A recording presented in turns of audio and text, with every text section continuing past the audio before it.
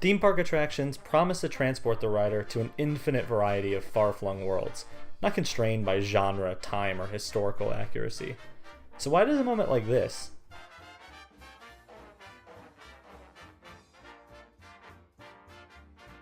feel so much like this?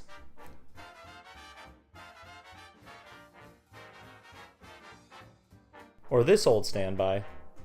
Hey, don't worry about that asteroid. You'll be in an hour there before it even breaks the atmosphere. Trust me. What could go wrong? To this. If you raise your hands, I get the clearance and the chaos begins. It's a foolproof plan. If theme park rides can take us anywhere, why am I starting to feel like I'm going on the same journey over and over again? My name is Greg Grabaric, and welcome back to the Q-Line Lectures. If you haven't seen my first video on the story structure of Splash Mountain, I'd recommend you go back and check out that one first. Not only do I think you'll like it, but it's a better entree into what I hope to do with this channel, which is take a detailed look at the world of theme park design. Labeling something as formulaic can often feel like the laziest criticism to levy against a movie or book. You'd be hard-pressed to find tons and tons of examples of commercial media each year that you couldn't boil down to story beats that haven't been told and retold for thousands of years. The idea was popularized by Joseph Campbell in 1949 when he wrote The Hero with a Thousand Faces, where he described how the monomyth, or hero's journey, has shaped all of modern storytelling. The hero's journey tracks a protagonist as they realize they have some innate desire, head out on a journey of struggle and hardship, face their darkest fears, and finally return home a changed person. This probably sounds exactly like the 3-act structure I talked about in my first video, and it is. But where the 3-act structure is concerned with pacing and placement of key moments in a story, the monomyth is all about describing what those events actually are and what they mean to the characters. So where we visualize the 3-act structure like a line graph, emphasizing time and order of events, the monomyth is almost always graphed like a circle. This not only helps the viewer understand the journey the character takes as one of going away from comfort and home, only to return at the end, but it highlights the idea of the monomyth as a never-ending cycle. It's a path, walked endless times for countless characters in innumerable stories. It's an important concept to grasp because to analyze the idea of formula, we need to put aside the idea that a story applying a formula like the hero's journey is inherently bad. I won't retread the last episode, but so many of our favorite stories use these core ideas as a skeleton on which to craft a satisfying story, and I don't want to make my attempts to lay bare that skeleton feel like I'm criticizing its existence in the first place. Thankfully, I'm not here to bore you with Writing 101 and Joseph Campbell's monomyth, because surprisingly, it doesn't really apply to theme parks. So if we want to talk about it, maybe it's time we start building our own myth. Our emerging theme park monomyth best applies to large and usually thrilling rides, also known as e-ticket attractions, and is especially prevalent in those based on big franchises. Because of that, let's plot our formula alongside Harry Potter and the Forbidden Journey.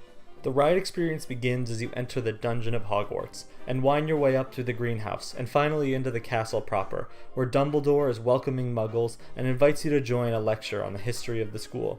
So fittingly, the first beat at the top of our circle is what I'm calling welcoming the tourists. And yes, I do mean you when I say the tourists.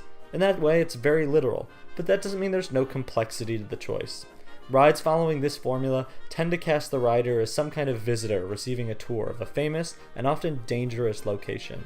On one hand, this concept provides a helpful narrative tool to treat the rider as a relative outsider and dump exposition on them about the world and its characters. This can often be needed to naturally fit important backstory info into a queue and pre-show. Often though, that shortcut barely holds together as a narrative excuse. In our example here, it makes no canonical sense that Dumbledore is offering a tour of the castle to non-magic users who are strictly forbidden from knowing about the wizarding world.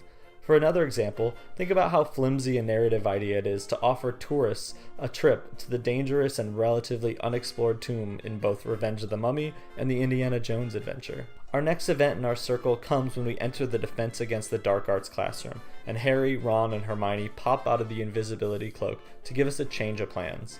Instead of following the normal tour to the lecture, let's sneak away on some flying benches and head down to the Quidditch game.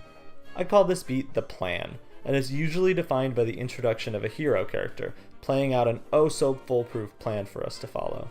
A common reoccurring theme with this type of beat is that the plan is somewhat covert, and is being carried out in secret right under the nose of an authority figure. Some examples of this secret plan trope are Guardians of the Galaxy Mission Breakout, Dinosaur, and Terminator 2 3D. The obvious giveaway that you're seeing the plan scene is if the characters in so many words say, what could go wrong?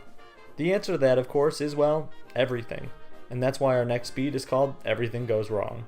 Back to the Forbidden Journey, we've boarded our benches and begin our trip to the Quidditch pitch, but Hagrid soon warns us that a dragon is on the loose and is chasing us around the castle.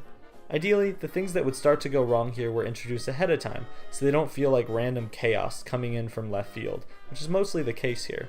A better illustration of how to do the whole setup, payoff of something going wrong is the now defunct Alien Encounter, where the whole pre-show establishes not only the teleportation technology, but also its faulty nature. Though speaking of random chaos, that's basically all our next beat is. I'm calling it Traps and Troubles, and usually it's the longest part of the ride. It's basically the sequence where you bounce back and forth between villains, booby traps, threats, and scares, often with little or no advancement in the central plot. In the Forbidden Journey, we get roasted by the dragon, which pushes us into the Forbidden Forest.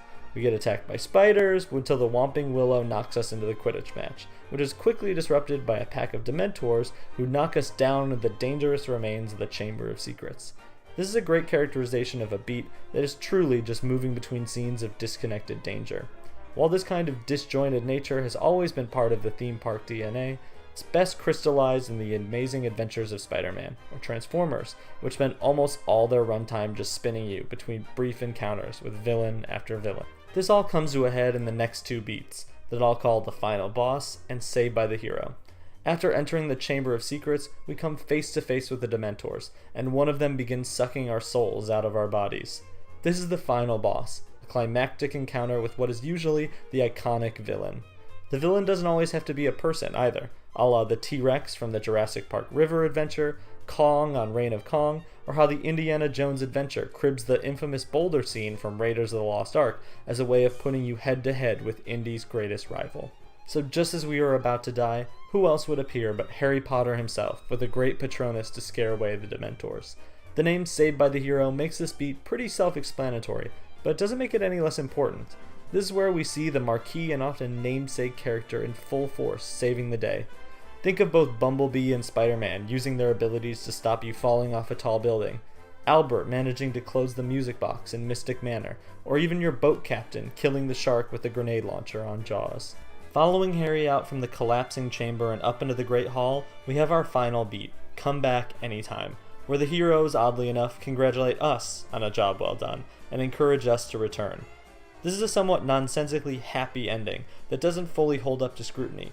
In this example, we as the tourists have ditched an authorized tour, almost been murdered by several creatures, ruined a Quidditch match, destroyed a historically important Chamber of Secrets, and yet Dumbledore happily invites us back. So there you have it, our completed myth circle. I've tried to give many examples as we've gone through about the places you may have seen these moments before, so hopefully you're starting to see just how ubiquitous this kind of storytelling has become. Not every single ride I mentioned has all 7 of the beats, but the more you look out for our monomyth, I think you'll be surprised how prevalent the model is. In case you still aren't convinced, let's quickly run through how Universal adapted this myth to their next Harry Potter ride, The Escape from Gringotts. As we enter Gringotts as new patrons to the bank and are issued ID cards, we appreciate the majesty of the lobby. The bank's Goblin Overseer and Bill Weasley present us with our simple agenda, a leisurely tour of the vaults down in the caverns below the bank. We also see signs of a secret plot underway, as our trio of heroes are also infiltrating the bank. As soon as we board our carts, the simple tour gets much more complicated, as Bellatrix Lestrange attacks us for potentially cooperating to break into her vault. From there we run into lots of trouble, like armored trolls, bottomless pits, a fire-breathing dragon, and Nagini, until we come face to face with Voldemort himself.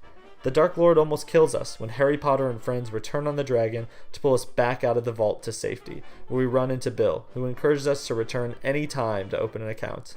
While the two Harry Potter rides have many cosmetic differences, their storytelling couldn't be more similar. So how did we end up here? How do so many rides end up telling the same story? I don't think it's necessarily lazy ride designers, just the inevitable byproduct of trying to jam all the brand important elements of an IP into a 5-minute experience. When you have to include heroes, villains, iconic moments and settings, thrilling set pieces, and still tell a somewhat original tale, your storytelling options get railroaded onto a simple path. It's not all bad though, as the one thing this monomyth does best is distill out the experience of watching a blockbuster movie and repackage it as a much shorter experience, and that's most likely the singular goal of a ride designer creating an e-ticket attraction based on an IP. You'll notice I say it distills the experience of watching a movie, and this emphasis on watching is what I think is the biggest limitation of my monomyth. Right from the first story beat, it casts riders as completely powerless, useless tourists, truly just onlookers in a larger conflict between the hero and the villain. Our presence in the story is nothing short of incidental, and removing us would have almost no impact on who wins and who loses. This may not be a problem for something like King Kong, Jaws, or Jurassic Park, where we are supposed to feel weak and powerless at the whim of larger monsters, but it fits much less comfortably with something like Spider-Man or Indiana Jones, which transport us to the world of the characters, but don't succeed in giving us the feelings we associate with being a legendary hero. I think this is an important topic, and one I hope Disney confronts head-on as they begin to design more Marvel attractions.